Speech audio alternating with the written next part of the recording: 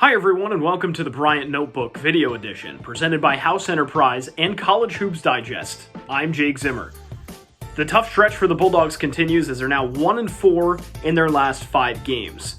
2 of those came against really tough opponents though. It was a reigning Final Four team in Houston and a tough fight against Cincinnati.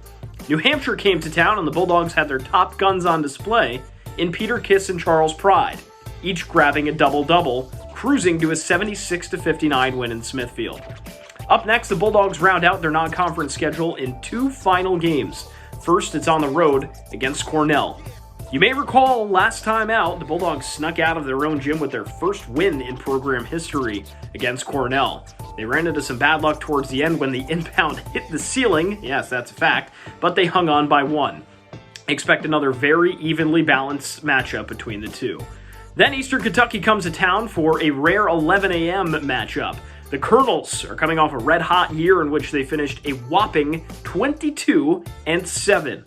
This year, though, they've come back to earth a bit. They're 5-6 with 2 wins coming against D3 teams, and the other against Milwaukee, Albany, and Eastern Illinois. They hung tight with West Virginia, Western Kentucky, and USC, but a 13-point upset loss against Radford stands out on the Colonels' resume. A key area for Bryant to solidify remains front court depth.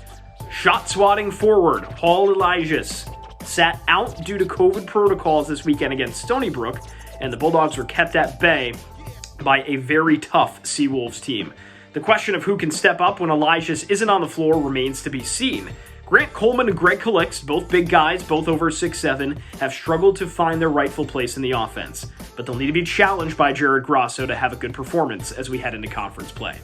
That'll do it for this episode of the Bryant Notebook. I'm Jake Zimmer.